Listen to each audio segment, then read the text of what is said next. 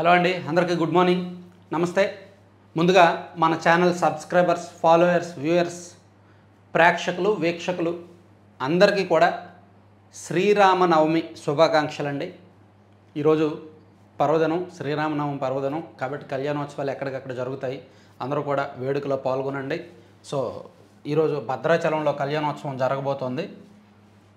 భద్రాచలం సీతారామచంద్రస్వామి ఆలయ బ్రహ్మోత్సవాలు వైభవంగా సాగుతున్నాయి. శనివారం రాత్రి 7 గంటలకు ఎదుర్కోలు ఉత్సవం నేత్రపూర్వకంగా జరిగింది. శ్రీరామనవమి సందర్భంగా ఆదివారం కళ్యాణమూర్తులను అలంకరించి ఊరేగింపుగా మిథున మండపానికి తీసుకువెళ్తారని రాశారు. ఇక ఈనాడు స్పెషల్ ఇది సంగతి కార్టూన్ చూడండి.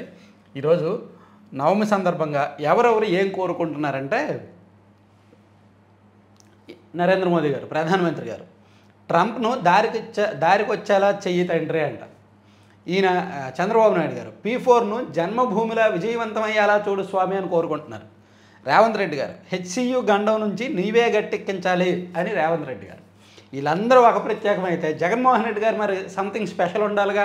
ఆ స్పెషల్ ఇదే, చెల్లి తల్లి బారి నుంచి నువ్వే కాపాడు. ఎవరు బాధాలది, ఎవరు కోరికలు వాళ్ళవి. మధ్యలో పనిలో పని కేసీఆర్కి కూడా వేయాల్సిందే. నేను బయటకు వెళ్ళాలా, నన్ను ప్రోత్సహించు స్వామి అని. దేవుడు ప్రోత్సహిస్తే కానీ వెళ్ళడేమో. ఆయన ఫామ్ హౌస్కే పరిమితం అవుతున్నాడు. నెల రోజులకు ఒక ప్రెస్ మీట్ పెడుతున్నాడు, మాట్లాడుతున్నాడు, విమర్శిస్తున్నాడు ప్రభుత్వాన్ని, మళ్ళీ వెళ్ళిపోతున్నాడు.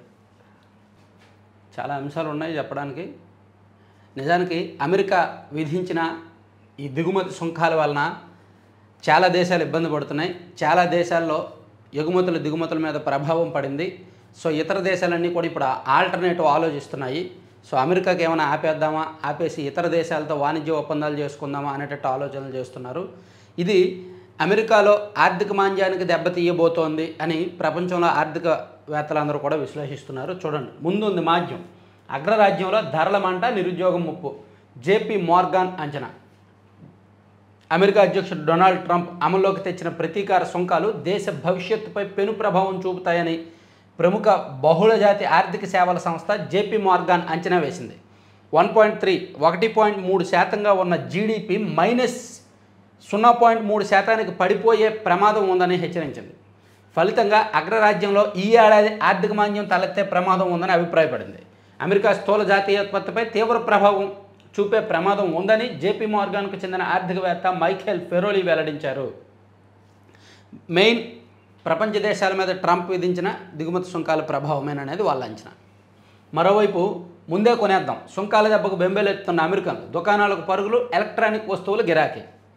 అమెరికా అధ్యక్షుడు ట్రంప్ సుంకాల దెబ్బకు వ్యాపారవేత్తల నుంచి వినియోగదారుల దాకా, రైతుల నుంచి పరిశ్రమల యజమానుల దాకా అందరూ బెంబేలెత్తుతున్నారు. కొందరిది ధరలు పెరుగుతున్నాయన్న ఆందోళన కాగా, మరికొందరిది తమ ఎగుమతులకు విదేశాల్లో గిరాకీ పడిపోతుందనే ఆవేదన. విదేశీ ఉత్పత్తులపై ట్రంప్ ప్రతీకార సుంకాలను పెంచడంతో దేశంలోకి దిగుమతి అయ్యే వస్తువుల ధరలు పెరుగుతాయన్న ఆందోళనతో వినియోగదారులు దుకాణాలకు పరిగెత్తుతున్నారు. అమెరికాలో ప్రస్తుత పరిస్థితి ఇలా ఉంది. డొనాల్డ్ ట్రంప్ అధ్యక్షుడైన తర్వాత వహించిన ఘనత ఇది. సరే, ఇది కాసేపు పక్కన పెడదాం. ఇక నిన్న నందిగామ నియోజకవర్గంలో సీఎం చంద్రబాబు నాయుడు గారు P4 కార్యక్రమానికి అటెండ్ అయ్యారు. చరిత్రను మార్చబోతున్న P4. ప్రపంచంలో ఎక్కడా ఇలాంటి పథకం లేదు. మార్గదర్శుల భరోసాతో నమ్మకం పెరిగింది. బలమైన ఆర్థిక వ్యవస్థగా ఏపీని తీర్చిదిద్దుతాం. బాబు జగ్జీవన్ రామ్ స్ఫూర్తితో బడుగుల అభ్యున్నతి. ముప్పాళ్లలో ముఖ్యమంత్రి చంద్రబాబు ఉద్ఘాటన. మొత్తానికి P4 అనేది ఆ కార్యక్రమాన్ని చంద్రబాబు నాయుడు గారు విస్తృతంగా మార్కెట్లోకి తీసుకువెళ్తున్నారు, విస్తృతంగా మార్కెట్ చేస్తున్నారు, విపరీతంగా జనంలోకి తీసుకెళ్తున్నారు. అయితే దాని ప్రభావం ఎలా ఉంటుంది అనేది మాత్రం అనుమానమే. కాకపోతే చంద్రబాబు గారు మాత్రం అండ్ లోకేష్ గారు అండ్ ప్రభుత్వం చాలా వరకు P4 మీద ఎక్కువగా ఫోకస్ పెట్టారు. సమాజంలో ఆర్థికంగా ఎదిగిన వాళ్ళు పేదలను తమ కుటుంబ సభ్యుల్లా భావించి పైకి తీసుకొస్తామని భరోసా ఇవ్వడం చూస్తుంటే P4 కార్యక్రమం ఖచ్చితంగా విజయవంతం అవుతుందనే నమ్మకం కలిగిందని ముఖ్యమంత్రి చంద్రబాబు హర్షం వ్యక్తం చేశారు. పేదరిక నిర్మూలనకు ప్రపంచంలోనే ఎక్కడా ఇలాంటి ప్రయోగం జరగలేదన్నారు. ఇది చరిత్రను తిరగరాసే కార్యక్రమం అవుతుందనడంలో ఎలాంటి సందేహం లేదని పేర్కొన్నారు. ఎన్టీఆర్ జిల్లా చంద్రలపాడు మండలం ముప్పాళ్లలో నిర్వహించిన బాబు జగ్జీవన్ రామ్ జయంతి వేడుకల్లో ముఖ్యమంత్రి చంద్రబాబు శనివారం పాల్గొన్నారు. P4 అమల్లో భాగంగా ప్రజావేదికపై గ్రామంలోని 41 బంగారు కుటుంబాలు, వారిని ఆదుకునేందుకు వచ్చిన మార్గదర్శకులతో మాట్లాడారు. నాకు ఒక్కోసారి అనిపిస్తుంది, మన రేషన్ బియ్యంలో జరుగుతున్న అక్రమంగా నెలవారీ సంపాదిస్తున్న మామూలు ఈ P4 పథకానికి వాడితే చాలు నెలకు సుమారుగా ఒక 1500 నుంచి 2000 కోట్ల వరకు మిస్యూజ్ అవుద్ది, మామూలు రూపంలో వెళ్ళిపోద్ది. అదంతా ఈ P4కి వాడితే సరిపోద్ది. ఒక్కొక్క నియోజకవర్గంలో 30 నుంచి 50 లక్షలు P4 కోసం వాడితే చాలు. అదంతా రేషన్ మామూలులో రకరకాల ప్రజాప్రతినిధులకు, రకరకాల స్థాయి వ్యక్తులకు వెళ్ళేదే. జరగాల్సినవి జరిగిపోతాయి, చెప్పాల్సిన మాటలు చెప్తాం, ఇవన్నీ జరుగుతాయిలే. సరే, ఇది చాలామందికి నచ్చపోవచ్చు. నాది ఇంకో పాయింట్ ఏంటంటే, ఇప్పుడు తెలుగుదేశం పార్టీ ఎమ్మెల్యేలు ఉన్నారు కదా, 134 మంది, 133 మంది ఉన్నారు కదా, వాళ్ళందరూ మొత్తం ఆస్తులు కలిపితే 9108 కోట్లు. అది ఏడీఆర్ అంచనా వేసింది. ఇందులో 100 కోట్లకు పైగా ఆస్తి ఉన్న వాళ్ళు దాదాపుగా ఒక 22 మంది ఉన్నారు. సో వాళ్ళు ఎవరు కూడా ఈ P4కి అతీతుల, వాళ్ళు ఏమైనా P4కి అతీతుల, వాళ్ళు ఎందుకు కొన్ని బంగారు కుటుంబాలను దత్తత తీసుకోకూడదు? ఇప్పుడు రాష్ట్రంలో చాలామంది పెద్ద పెద్ద వాళ్ళు వస్తున్నారు, సో వాళ్ళు చేయొచ్చుగా. P4 అనేది కాన్సెప్ట్ చాలా మంచిది, చంద్రబాబు గారికి వచ్చిన గొప్ప ఆలోచన. నిజంగా పేదలు వాళ్ళకి సంపాదన మార్గాలు చూపించడం అనేది మంచి ఆలోచన, వాళ్ళు కూడా సంపన్నులుగా మారడం అనేది మంచి ఆలోచన, దానికి ఆర్థికంగా ఎదిగిన వాళ్ళు చేయూత ఇవ్వడం అనేది మంచి ఆలోచన. సో దీనిలో తెలుగుదేశం పార్టీ ఎమ్మెల్యేలు ఎందుకు భాగస్వాములు కాకూడదు? వాళ్ళ 100 కోట్ల ఆస్తుల్లో 1% 2% ఎందుకు దీనికోసం ఖర్చు చేయకూడదు అనేది ఆలోచించాలి. నేను ఒక వారం రోజుల కిందట ఒక కాల్ ఇచ్చాను, ఇది బాగుంది, మన ఛానల్ ద్వారా మనం కూడా చేద్దాము, మనం కూడా ఒక 10 కుటుంబాలను ఈ సంపన్నులుగా తీర్చిదిద్దే ప్రయత్నం చేద్దాము. సో మన ఛానల్ రెవెన్యూలో నేను కొంత పెడతాను ప్రతి నెల, నాకు సబ్స్క్రైబర్స్ ఎవరైనా హెల్ప్ చేయండి అంటే ఒక 3 చెప్పారు, మెసేజ్ పెట్టారు, ఎస్ మనం చేద్దాము, నేను రెడీగా ఉన్నాను అని. సో అలా మన సబ్స్క్రైబర్స్కి మనకే ఆలోచన ఉన్నప్పుడు అధికార పార్టీలో ఉన్న ప్రజాప్రతినిధులకు ఎందుకు రాకూడదు ఆలోచన? వాళ్ళ 100 కోట్ల ఆస్తులన్నీ ఏం చేసుకుంటారు? సో అది ఒకసారి సీఎం గారు కూడా ఆలోచించాలి. ప్రతి ఎమ్మెల్యేకి ఒక బాధ్యత ఇచ్చేయాలి. నేను చెప్పింది వ్యాలిడ్ పాయింట్, మీకు నచ్చితే మాత్రం ఖచ్చితంగా లైక్ చేయండి అండ్ షేర్ చేయండి. ఈ పాయింట్ మీకు నచ్చితే తెలుగుదేశం పార్టీ ఎమ్మెల్యేలు, ఈవెన్ జనసేన బీజేపీలో కూడా ఉన్నారు ధనిక ఎమ్మెల్యేలు, వాళ్ళెందుకు ఈ P4లో భాగస్వాములు కాకూడదు? వాళ్ళెందుకు కొన్ని కుటుంబాల విషయంలో బాధ్యత తీసుకోకూడదు అనేది నా వాదన. ఐటీ సలహాదారును మద్యం కేసుతో నాకేం సంబంధం? సరే, ఈ P4కి సంబంధించి ఈవెన్ ఆంధ్రజ్యోతిలో కూడా అదే ఇచ్చారండి. జన్మభూమిలో P4, నాడు గ్రామాల అభివృద్ధి, నేడు P4తో పేదలకు అండ. సమాజంలో ఎదిగిన ప్రతి ఒక్కరూ బంగారు కుటుంబాలను దత్తత తీసుకోవాలి, సొంత కాళ్ళపై నిలబడేలా సాయం చేయాలి. ఎన్టీఆర్ జిల్లా ముప్పాళ్లలో చంద్రబాబు. సమస్యలు ఏకరవు పెట్టిన పేదలు ఆదుకుంటామన్న పారిశ్రామికవేత్తలు. ఓ సామాన్యుడి ఇంటికి చంద్రబాబు స్వయంగా కాఫీ అందజేసిన సీఎం. P4తో కొమ్మమూరు లిఫ్ట్ 10 కోట్లు ఇవ్వనున్న ప్రసాద్ సీడ్స్ అధినేత. తీరనున్న 5 గ్రామాల రైతుల సాగునీటి వెతలు. సస్యశ్యామలం కానున్న 5315 ఎకరాలు. పలు గ్రామాలకు తీరనున్న దాహార్తి. కొన్ని గ్రామాల్లో మంచినీటి అండ్ సాగునీటి కష్టాలను తీర్చడానికి ప్రసాద్ సీడ్స్ అధినేత ఆయన ఎంత 10 కోట్లు ఇచ్చారంటండి ప్రభుత్వానికి. 10 కోట్లు విరాళం ఇస్తామని చంద్రబాబుకు తెలియజేస్తున్న ప్రసాద్ సీడ్స్ అధినేత. సో ఇది P4లో ఇది ఒకటి రాసుకొచ్చారనమాట. సో ఇంకోటి, అసలు నేను ఐటీ సలహాదారుని అయితే నాకేం మద్యం కేసుతో సంబంధం? అలా అయితే ప్రభుత్వానికి సలహాదారుగా ఉన్న వ్యక్తి అన్ని శాఖల్లో దూరలేదా సజ్జల రామకృష్ణారెడ్డి గారు? సో గత ప్రభుత్వంలో ఎవరి పనాలు చేయలే, ఎవరికి నచ్చిన పని వాళ్ళు చేశారు. పైన పెద్ద ఆయన బాస్ దృష్టిలో పడ్డానికి బాస్ సంబంధం లేని పనులు అప్పచెప్పారు. ఏదో నామకే వాస్తిగా నీకు ఈ పదవి అని ఇచ్చారే తప్ప పేరుకే ఆ పదవి, ప్రోటోకాల్ కోసము అండ్ రాష్ట్ర స్థాయిలో ఒక క్యాబినెట్ ర్యాంక్ కోసము ఆ పదవి. కానీ వ్యవహారాలు మాత్రం వేరు, పదవి వేరు పని వేరు చాలామందికి. అలాగే ఈయనకు కూడా అంతే. సో ఈయనకు ఐటీ సలహాదారు పదవి ఇచ్చినా ఈయన మధ్యంలో చాలా కీలకంగా వ్యవహరించారనేది విజయసాయిరెడ్డి గారు చెప్పిన మాటే. వైసీపీలో నెంబర్ 2గా వ్యవహరించిన విజయసాయిరెడ్డి గారే చెప్పారు కదా. మరి ఈయన నేను ఐటీ సలహాదారుని, నాకు మద్యం కేసుతో నాకేం సంబంధం ఉంటుంది? సిట్ విచారణకు రాకుండా ఎదురు ప్రశ్నిస్తున్న రాజ్ కసిరెడ్డి నోటీసులు ఇచ్చినా బేఖాతరు. 3వ నోటీసులు ఇచ్చిన సిట్. కుంభకోణంలో వైకాపా ప్రభుత్వ పెద్దల తరపున కీలక పాత్రధారి రాజ్ కసిరెడ్డేనని అభియోగాలు. వైకాపా హయాంలో జరిగిన మద్యం కుంభకోణంలో నాటి ప్రభుత్వ పెద్దల తరపున కీలక పాత్రధారి అనే అభియోగాలు ఎదుర్కొంటున్న కసిరెడ్డి రాజశేఖర్ రెడ్డి సిట్ విచారణకు హాజరు కాకుండా సాకులు చెబుతున్నారు. ఏపీ ప్రభుత్వంలో తాను ఐటీ రంగ సలహాదారుగా పనిచేశానని, ఎక్సైజ్ కేసుతో తనకు సంబంధం ఏంటో, అందులో ప్రమేయం ఏంటో కూడా తెలియదంటూ దాటవేస్తున్నారు. వెళ్ళి చెప్పొచ్చుగా, అదేదో విచారణకు వెళ్ళి చెప్పొచ్చుగా, బయట నుంచి మాట్లాడడం ఎందుకు? ఇక ఆక్వాపై అమెరికా పిడుగు. సుంకాల బాదుడితో కొంగదీస్తున్న అగ్రరాజ్యం. ఇప్పటికే సంక్షోభంలో ఆక్వా రంగం. పెరిగిన సుంకాలు అమల్లోకి వస్తే మనుగడే ప్రశ్నార్థకం. అమెరికాలో సుంకాల బాదుటకు ఆంధ్రప్రదేశ్లోని రొయ్య రైతు సుడిగుండంలో చిక్కుకుపోయాడు. ఒక్కసారిగా 26% సుంకం విధించడంతో ఇక్కడ ధరల్లో కోత పడింది. కిలోకు 40 రూపాయల వరకు తగ్గించేశారు. 100 కౌంట్ రొయ్య ఉత్పత్తి కిలోకు 250 ఖర్చు అవుతుంటే నెల కిందటి వరకు 240 వరకు దక్కేది. ఇప్పుడు 200, అంతకన్నా తక్కువకు అడుగుతున్నారు. కిలోకు 230 చొప్పున కొంటామని వ్యాపారులు చెబుతున్నా ఎక్కడా అమలు అవడం లేదు. మిగిలిన కౌంట్ రొయ్యల పరిస్థితి అంతే. ఇదే పరిస్థితి కొనసాగితే ధరలు మరింత తగ్గే ప్రమాదం ఉందనే ఆందోళన రైతులను వెంటాడుతోంది.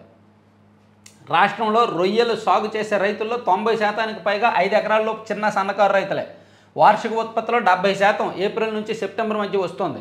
ఇప్పుడు సుంకాల బాధలతో మరింత నష్టం. నిల్వకు సరైన వస్తువులు లేకపోవడంతో అయిన కాడికి అమ్ముకోవాల్సిన పరిస్థితి. కొన్ని పంటలకి కోల్డ్ స్టోరేజ్లు అయినా ఉంటాయి నిల్వ చేసుకోవడానికి. ఆక్వాకి ఏముంటుంది, రొయ్యలకి ఏముంటుంది?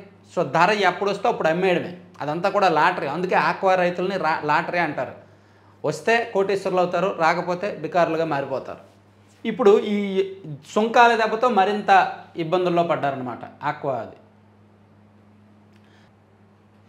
రెండో పేజీలో కూడా సమాజానికి మంచి చేస్తేనే గుర్తింపు గౌరవం అని ఇచ్చి మార్గదర్శకులందరినీ కూడా అక్కడ బంగారు కుటుంబాలు మార్గదర్శకాలను ఏకం చేసి వాళ్ళందరినీ కూడా కలిపారనమాట. ఇటువైపు ఏమో బంగారు కుటుంబాలు, ఇటువైపు ఏమో మార్గదర్శకులు, వాళ్ళని కలిపి ఒక వేడుకలు నిర్వహించారు. ఇక్కడికి చంద్రబాబు గారు వెళ్తున్నప్పుడు ఆ జిల్లా ఎమ్మెల్యేలందరూ వచ్చి ఆయనకు స్వాగతం పలికారు. అక్కడ కొలుకుపూడి శ్రీనివాస్ గారికి చంద్రబాబు గారు పట్టించుకోలేదు. యాక్చువల్లీ కొలుకుపూడి గారిని ఒక రకంగా పార్టీ నుంచి బాయ్కాట్ చేసినట్టే, పార్టీలో అతన్ని ఇంకా ప్రయారిటీ తగ్గించినట్టే, అతన్ని బహిష్కరించినట్టే ఇండైరెక్ట్గా, అనధికారికంగా. సో అదే ఇప్పుడు సాక్షిలో రాశారు. దళిత ఎమ్మెల్యేకి అవమానము. ఎన్టీఆర్ జిల్లా ముప్పాలలో చంద్రబాబు పర్యటన సందర్భంగా తిరువూరు టీడీపీ ఎమ్మెల్యే కొలుకుపూడి శ్రీనివాసరావుకు తీవ్ర అవమానం జరిగింది. అది తెలియక జరిగితే అవమానం, అది కావాలని అవమానం కాదు. అది అతన్ని పార్టీ నుంచి పక్కన పెట్టారు. అతనికి చంద్రబాబు గారు, అతని తీరు చంద్రబాబు గారికి నచ్చలా కాబట్టి అతనితో మాట్లాడాల. అది అవమానం అని రాస్తే ఎట్లా?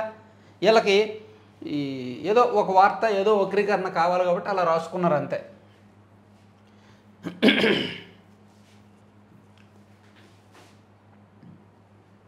పట్టాలెక్కనున్న అమరావతి రైల్వే లైన్ ఈపీసీ విధానంలో నిర్మాణానికి త్వరలో టెండర్లు. తొలుత ఎర్రుపాలెం అమరావతి మధ్య నిర్మాణం. కృష్ణానదిపై వంతెన కూడా మొదటి విడతలోనేనంట. అమరావతి రైల్వే లైన్ కట్టబోతున్నారు. ఈపీసీ విధానంలో నిర్మాణానికి టెండర్లు రాబోతున్నాయంటండి. సో దీని గురించి ఎంతోమంది వెయిట్ చేస్తున్నారు. అమరావతి రైల్వే లైన్ వస్తే వచ్చే కొద్దీ అక్కడ రాకపోకలు పెరుగుతాయి. దానికి తగ్గట్టు అక్కడ గృహ సముదాయాలు కూడా పెరిగే అవకాశం ఉంటుంది. ఇక సర్కారు బడుల్లో కోడింగ్ పాఠశాలలు. అమెజాన్ ఫ్యూచర్ ఇంజనీర్ తోడ్పాటు 3 జిల్లాల్లో ముగిసిన తొలి ఏడాది శిక్షణ. కోడింగ్పై పట్టు ఉన్న ఇంజనీరింగ్ కళాశాల విద్యార్థులకే సాఫ్ట్వేర్ కొలువులు దక్కుతుంటాయి. ఇలాంటి నైపుణ్యాలను పాఠశాల స్థాయిలోనే ఈ-కామర్స్ దిగ్గజ సంస్థ అమెజాన్ అందిస్తోంది. దేశవ్యాప్తంగా 8 రాష్ట్రాల్లో నిరుపేద విద్యార్థులకు కంప్యూటర్ నైపుణ్యాలను నేర్పిస్తూ మెరికల్లా తీర్చిదిద్దుతోంది. అమెజాన్ ఫ్యూచర్ ఇంజనీర్ పేరిట ప్రభుత్వ పాఠశాలలో ఉపాధ్యాయులు విద్యార్థులకు శిక్షణనిస్తోంది అని ఒకటి రాశారనమాట. తర్వాత బోగస్ అనుభవ పత్రంతో శానిటేషన్ టెండర్ కొట్టేశారు. గత వైకాపా పాలనలో అక్రమాలు. మరి ఈ పాలనలో కూడా అక్రమాలు రాయండి. ఇంకా గత పాలనలో అక్రమాలు, ఈ పాలనలో అక్రమాలు కూడా గట్టిగానే ఉన్నాయి, రాయాలి అని నేను అంట. గట్టిగా జరుగుతున్నాయి.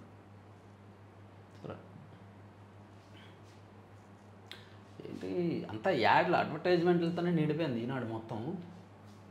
అంటే పండగ కదా, సో మొత్తం అన్నీ యాడ్లే ఇచ్చారు.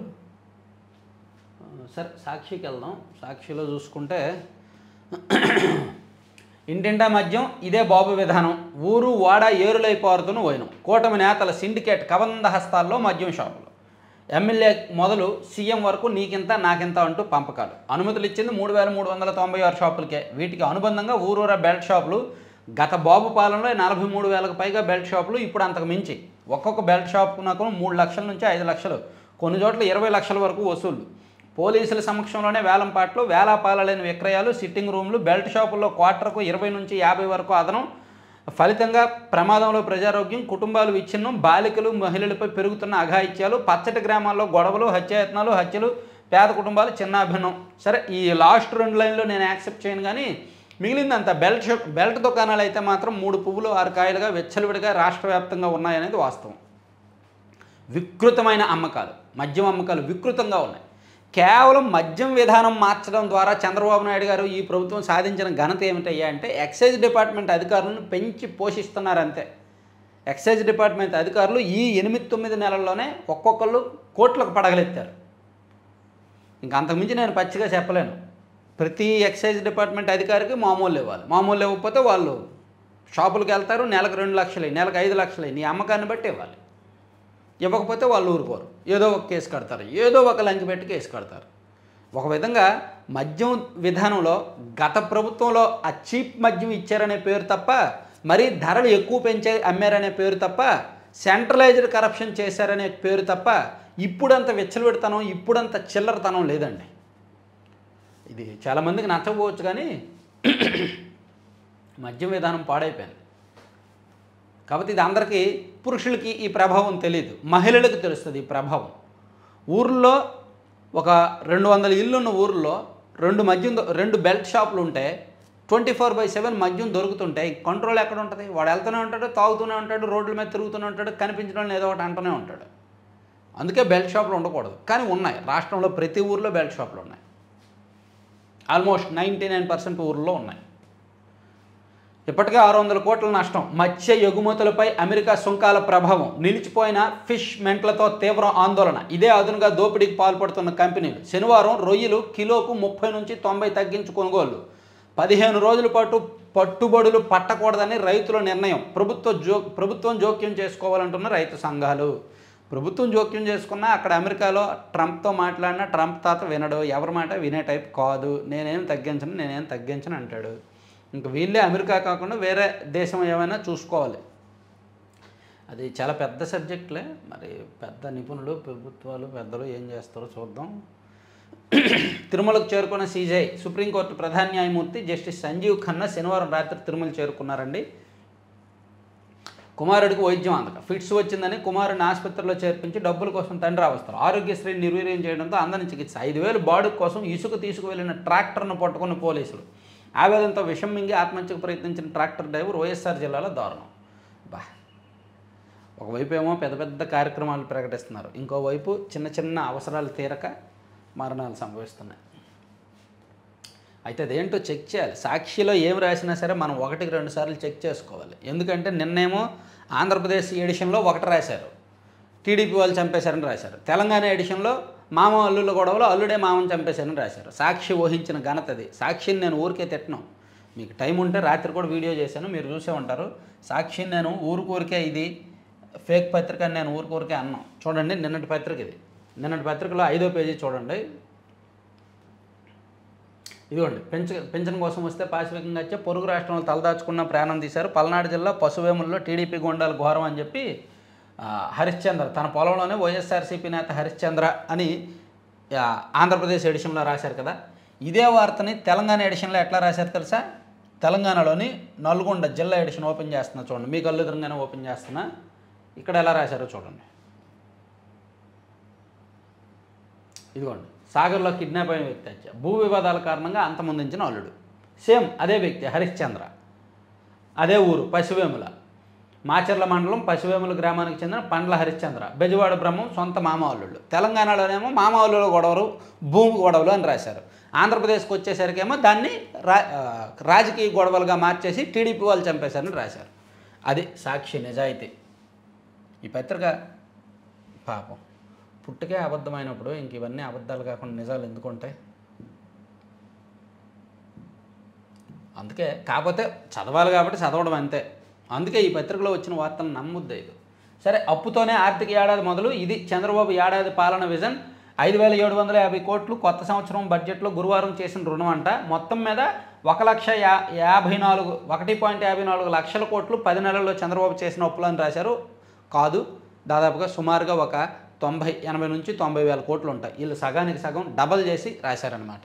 నేను చెప్తా, లెక్క అవసరమైతే చెప్తా ఎక్కడెక్కడి నుంచి ఎంతెంత చేశారని. ఇక టీడీపీ ఎమ్మెల్యే ఎరపతిరేని అవినీతి దాహం, సిమెంట్ పరిశ్రమలకు శాపం. ఓహో, వైసీపీ అధికారంలో ఉన్నప్పుడు కడప జిల్లాలో జువారీ వాళ్ళను ముయించారు చూడండి. అలాగా అప్పుడు చూడండి, ఏది వైసీపీకి సంబంధించిన కంపెనీలకు కోసం ఇతర కార్పొరేట్ సిమెంట్ కంపెనీని ముయించేశారు. మీది పొల్యూషన్ కంట్రోల్ వాళ్ళ చేత నోటీసులు ఇప్పించి, రెవెన్యూ వాళ్ళ చేత నోటీసులు ఇప్పించి, వీళ్ళ చేత నోటీసులు ఇప్పించి వాళ్ళని వెళ్ళిపోయేలా చేశారు.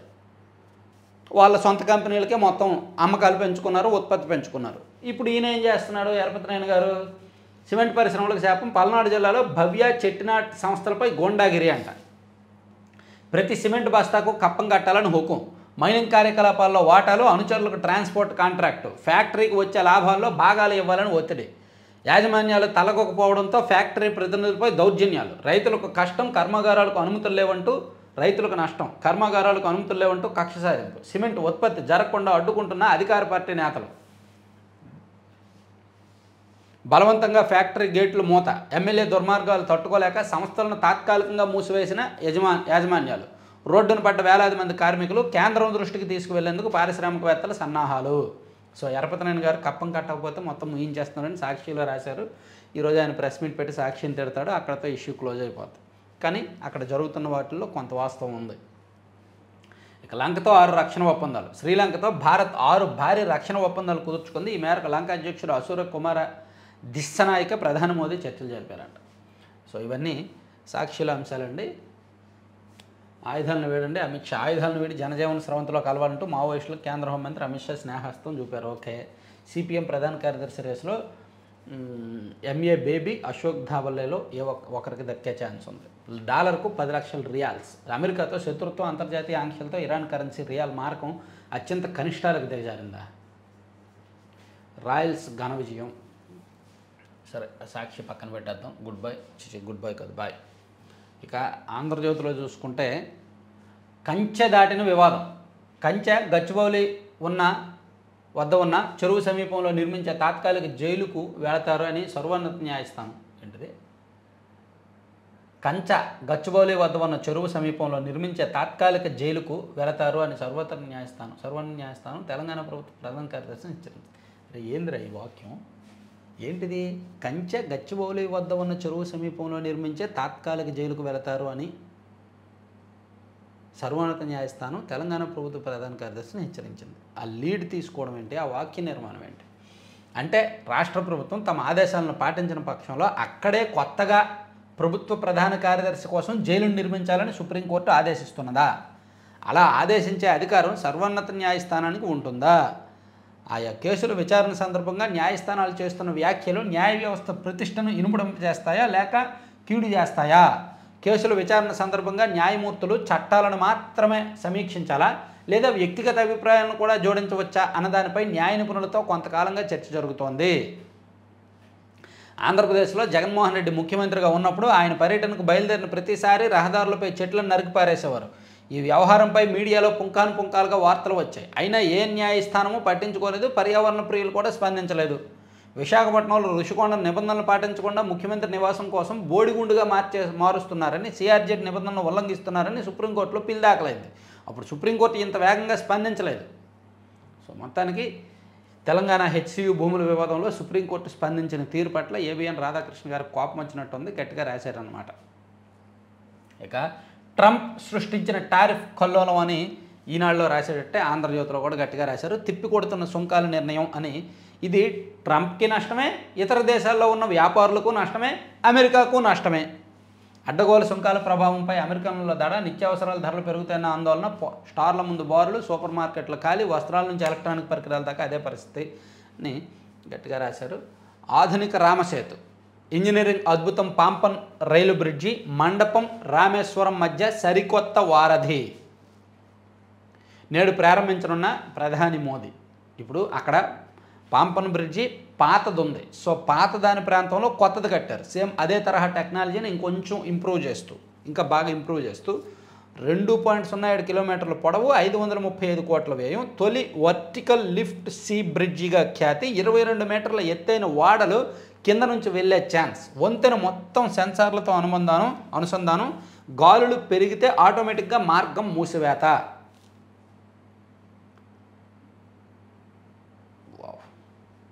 ఇక్కడ రామేశ్వరం వెళ్ళినప్పుడు ఇక్కడ బాగుంటుంది. ఒకేసారి మనం ఈ పక్కన దీని నుంచి బై రోడ్డు వెళ్ళొచ్చు, దీని నుంచి ట్రైన్లు వెళ్తాయి, కింద నుంచి వాడలు వెళ్తున్నప్పుడు ఈ బ్రిడ్జి విడిపోద్ది. సో పాంబన్ బ్రిడ్జి ప్రత్యేకత తెలుసు కదా.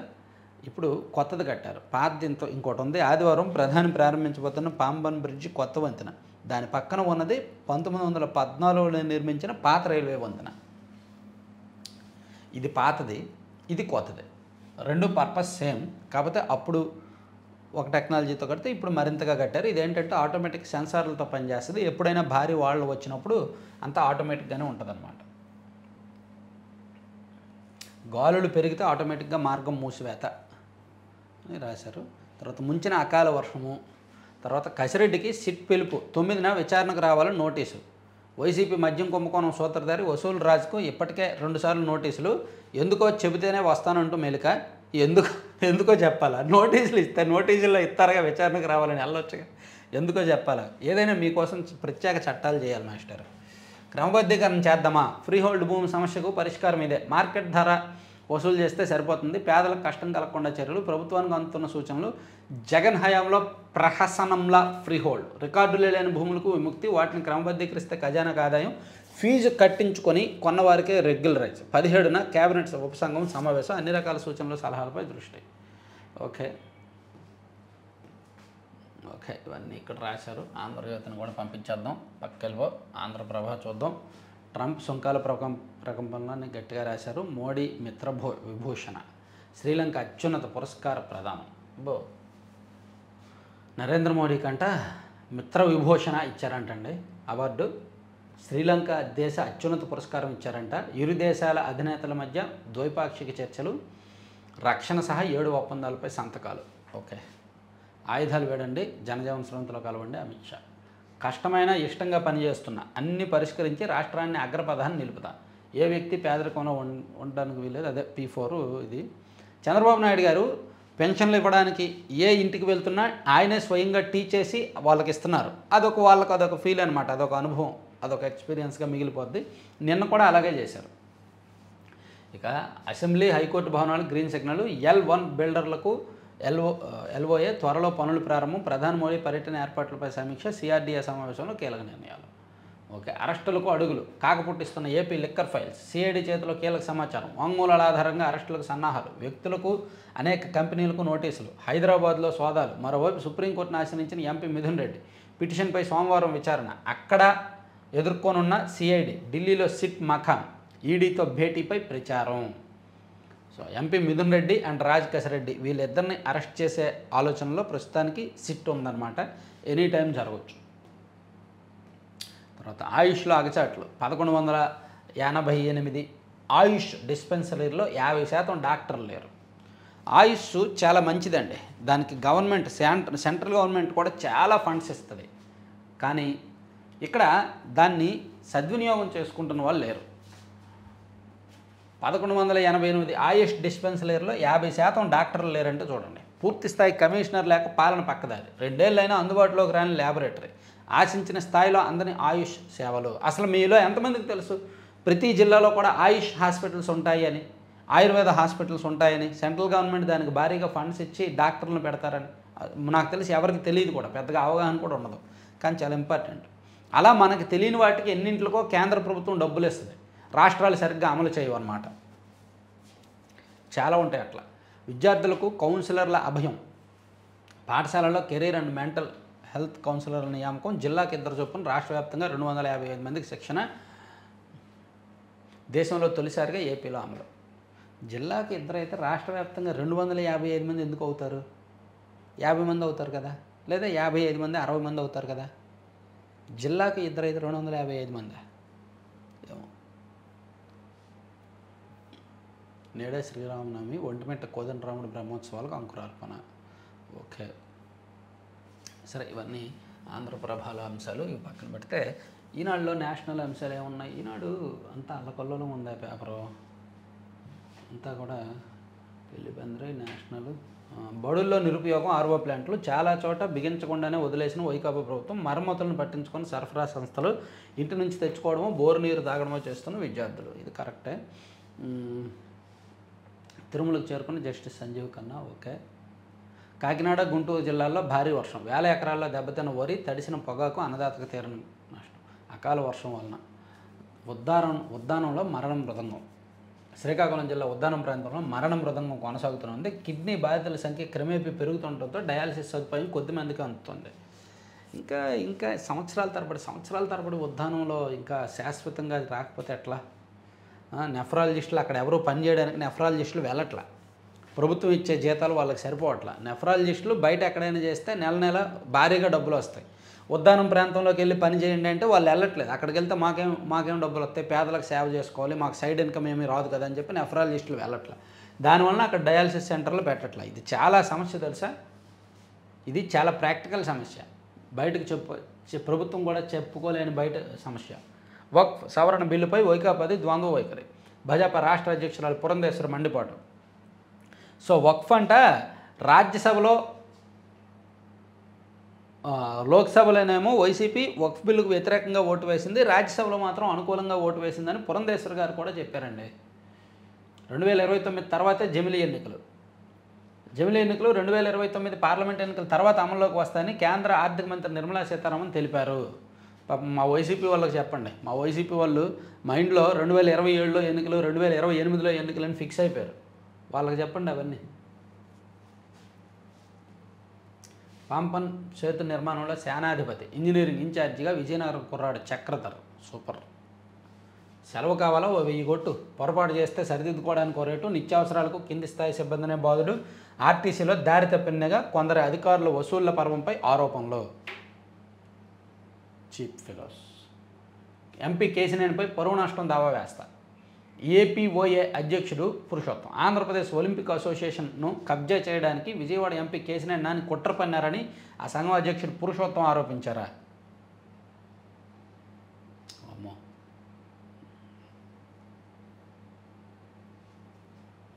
ఎంతైనా కేసినేని చిన్ని విషయంలో కొన్ని కొత్త ఆరోపణలు వస్తున్నాయండి. ఆయన వ్యవహార శైలి, ఆయన మాట తీరు విషయంలో మాట్లాడదాం. యువతిపై కత్తితో ప్రేమోన్మత్త దాడి, ప్రేమ వ్యవహారం కారణమే ఉండొచ్చని అనుమానం. మొన్నేగా విశాఖపట్నంలో జరిగింది, ఇప్పుడు మళ్ళీ గర్విల్లో జరిగిందా?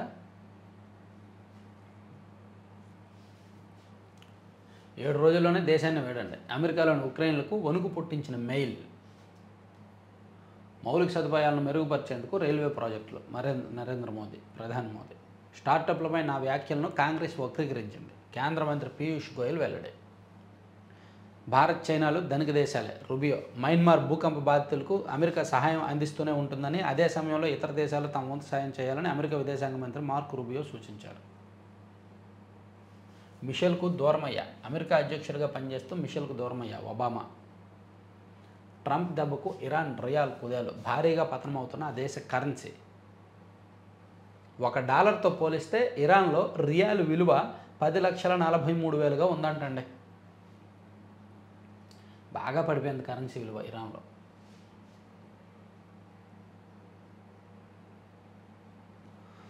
సరే, ఇవి అనేక పత్రికల్లో వచ్చిన వార్తలు. మరిన్ని కీలకమైన అంశాలతో నెక్స్ట్ వీడియోలో కలుద్దాం. ఈరోజు అంతా వార్తలు గందరగోళంగా ఎక్కువ అడ్వర్టైజ్మెంట్లు ఉన్నాయి. అంటే పండగ కదా, దానివల్ల యాడ్లు ఎక్కువ వచ్చాయి.